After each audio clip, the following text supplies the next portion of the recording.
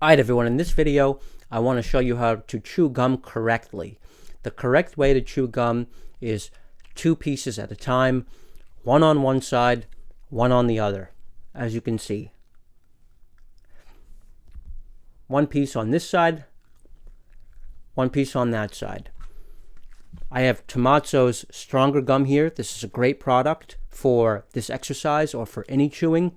It's quite firm, but not so firm that if you have lots of fillings like me, then it won't break your teeth, because teeth that have fillings are much more likely to get fractured by intensive chewing forces such as via mastic gum.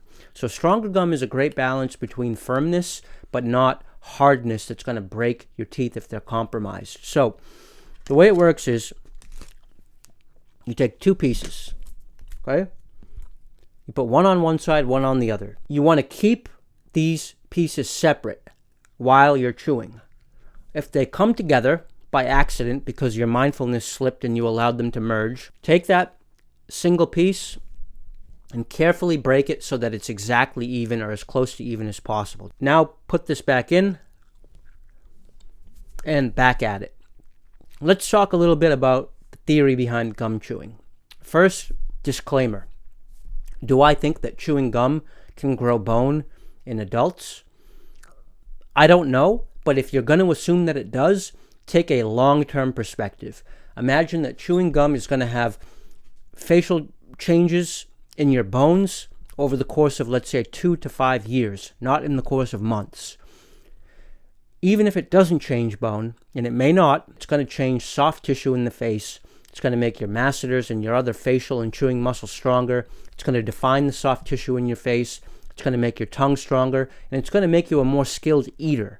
Because by practicing chewing gum, we practice chewing food. And chewing food is important. As Horace Fletcher, the great masticator, taught us, when we masticate our food properly, it greatly increases our health.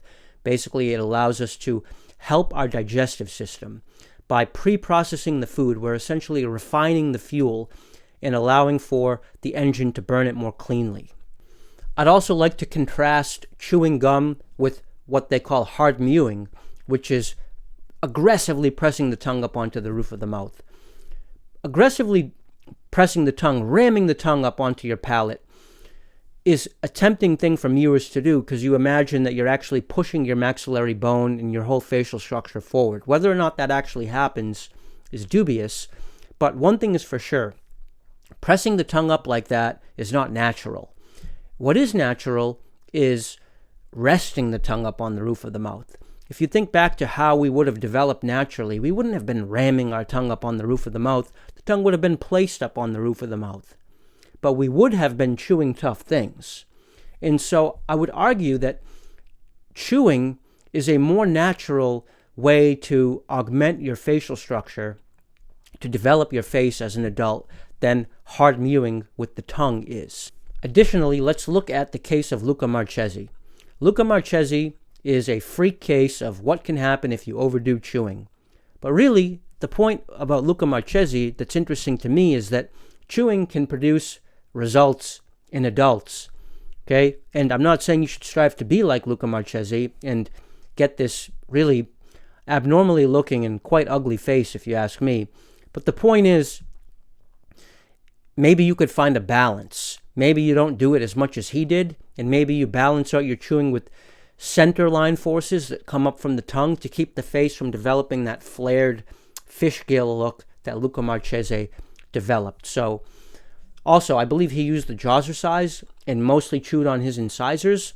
When we chew gum, we chew more holistically. We get all of the teeth involved. I actually consciously move the gum from the back teeth toward the front teeth, although I'm unable really to chew pretty hard on my front teeth at all, so I mostly have to keep it behind the canines.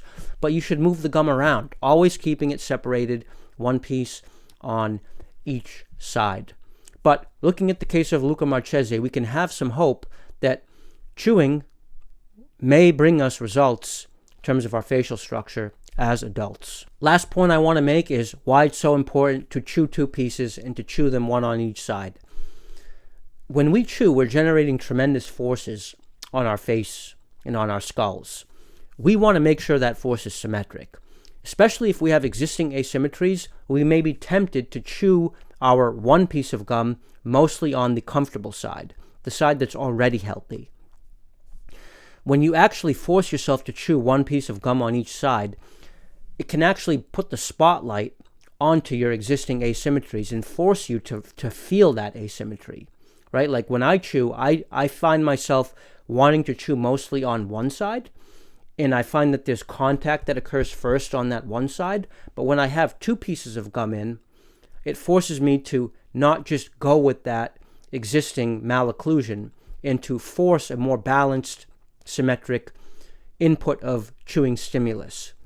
So chewing gum can help us prevent asymmetries from getting worse as we add all this new force, and can maybe even help swing asymmetries back in the other direction toward balance. All right, everyone, that's it for this video. If you enjoyed it, give me a thumbs up, and if you're not subscribed, please do. I'm trying to hit 10K. Also, let me know what your tips and tricks for chewing gum are in the comment section below. I'm sure you've got some great ones.